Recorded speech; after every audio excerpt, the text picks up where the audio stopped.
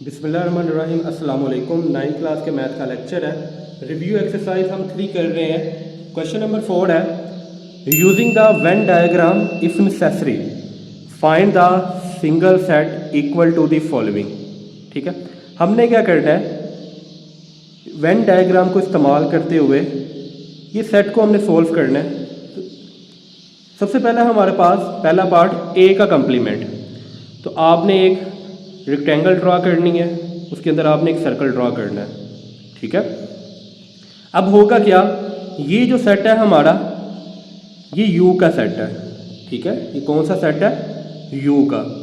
अब हमने करना क्या होता है, जब ए का कंप्लीमेंट लेंगे तो यू माइनस ए करना होता है।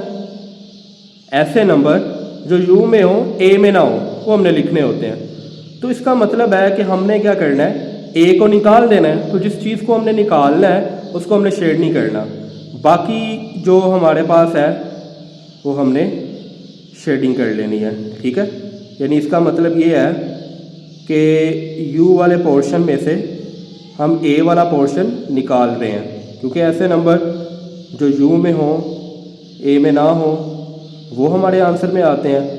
अब जो ऐसे नंबर जो ए में हैं वो तो नहीं ना आएंगे, तो इसलिए हम क्या करेंगे, ए वाले को शेड नहीं करेंगे। ठीक है, ये पहले का आंसर है। उसके बाद है पार्ट 2। पार्ट 2 है ए इंटरसेक्शन यू। ये यू है, ये ए है। ये पहले पार्ट में भी ये जो सर्कल था ये ए को शो कर रहा है। ठीक है, अब देखें ज़रा, यू और ए का इंटरसेक्शन लें तो जो कॉमन है वो आएगा। अब जो ये ए है ये यू के अंदर है, तो इसका मतलब है ए के अंदर वो सारी वैल्यूज़ मौजूद हैं जो यू के अंदर भी हैं। ठीक है, तो ए क्या होगा, कॉमन सेट। तो इसका मतलब है आपने जो शेडिंग करनी है वो ए वाले पे करनी है यहाँ पे। ठीक है, ये कुछ इस तरह से शेडिंग होगी। ठीक है, उसके बाद थर्ड पार्ट है ए यूनियन यू। ये यू है और ये ए का सेट है। जब हम दोनों का यूनियन कर लेंगे तो यूनियन का मतलब क्या होता है, इकट्ठा करके लिखना। जो इकट्ठा हम सेट बनाएंगे उसमें यू भी आएगा और ए भी आएगा, तो इसका मतलब है हमने दोनों को ही शेड करना है। हमारे आंसर में अब ये दोनों शेड होंगे। ठीक है, आप इसको शेडिंग कर लें अपने मुताबिक। ये शेडिंग आप किसी भी पैटर्न से कर सकते हैं, ये ज़रूरी नहीं है कि आप इसी पैटर्न को फॉलो करें, आप किसी और पैटर्न को भी इस्तेमाल कर सकते हैं।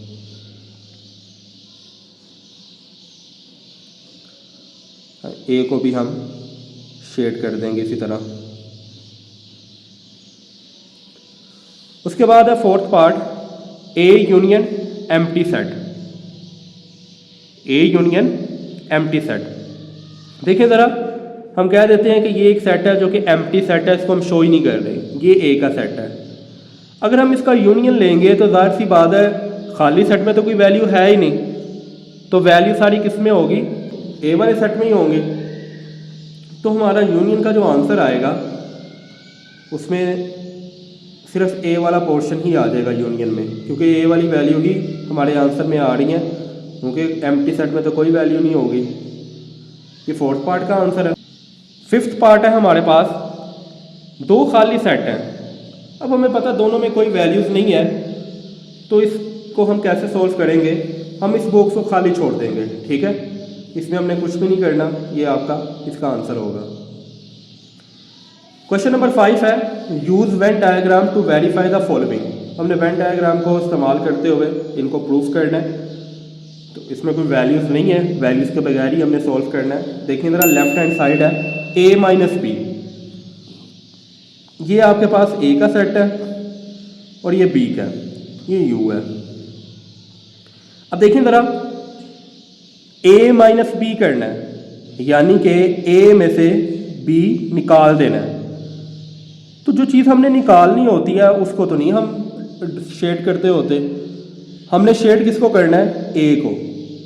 लेकिन जो बी की बाउंड्री है, ये बी की बाउंड्री आ रही है, ये पूरा हिस्सा शेड नहीं होगा, तो हम इस हिस्से को शेड कर देते हैं। ये कुछ इस तरह से शेडिंग होगी।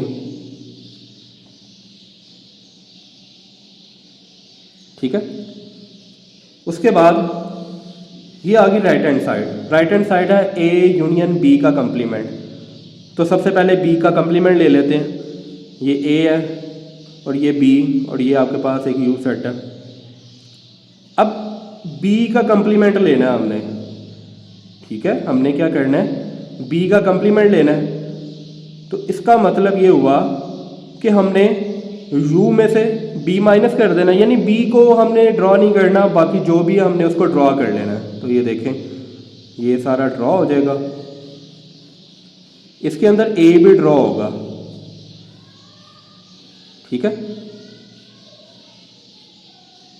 सिर्फ b वाला पोर्शन आपने ड्रॉ नहीं करना, बाकी सारा आपने ड्रॉ करना है।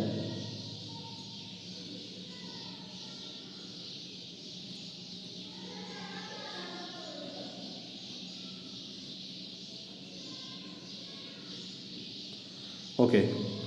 अब सबसे पहले तो हमने करना क्या, इसको जो b का कंप्लीमेंट आएगा उसको a के साथ यूनियन लेना है हमने। तो हमारे पास a का सेट भी तो होना चाहिए। देखें, ये a है, ये b है और ये u है। तो इसमें a क्या है, ये वाला सेट, ये सारा हमारे पास a है, ऐसे ही है। और इसमें a का ये भी पार्ट आ रहा है, ठीक है। यानी ये ऐसा पार्ट है जो a और b में कॉमन है, लेकिन हमने a का सेट शो करवाना है, तो उसमें ये भी तो आएगा ना कि ये a के अंदर शामिल है। अब ये हमारा a आ गया। अब हमने करना क्या है, a यूनियन b का कंप्लीमेंट लेना है। ये b का कंप्लीमेंट है, इसका यूनियन हमने a से लेना है। यूनियन में क्या करना होता है, अरेंज करके लिखना होता है। अब देखें, जो इसमें शेड है और जो इसमें शेड है वो हमने सारा शेड करना है, ठीक है। अब इसमें और इसमें देखें, सिर्फ ये वाला पोर्शन ऐसा है जो कि शेड नहीं है, यानी कि ये u शेड है इधर, तो हम u शेड कर लेंगे। ये u है आपके पास, ये a का सर्कल है और ये b का सर्कल है। तो u हमने शेड करना है, वो इधर से आ गया कि जी हमारे पास u शेड है। ये हमने u को शेड किया।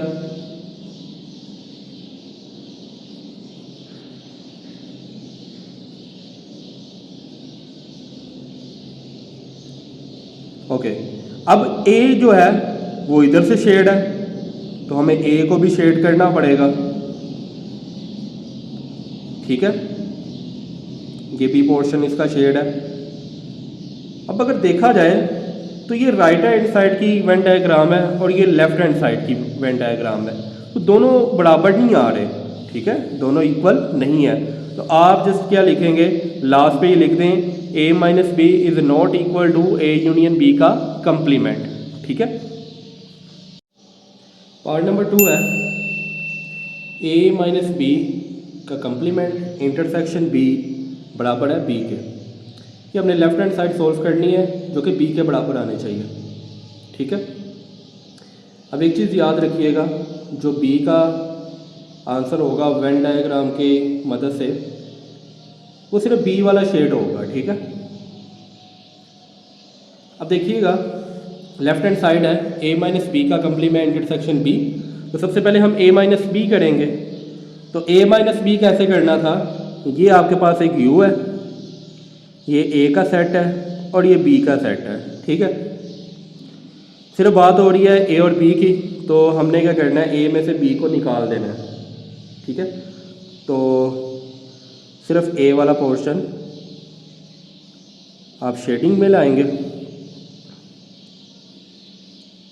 अब इसमें कॉमन पार्ट नहीं आएगा क्योंकि ये b में आ रहा है, तो हम ऐसे नंबर लिखते हैं जो b में ना आ रहे हो, ठीक है, वो a में हो b में ना हो, तो इसलिए हम कॉमन पार्ट नहीं लिखेंगे क्योंकि ये b में भी आ रहे हैं। अब आ गया इनका कंप्लीमेंट।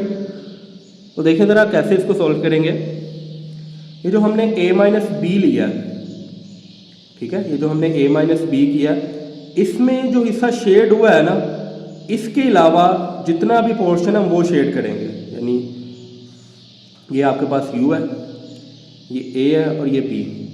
तो a वाले के अलावा हम सारी चीज़ें शेड करेंगे इसमें। इसमें आपका ये u भी शेड हो जाएगा।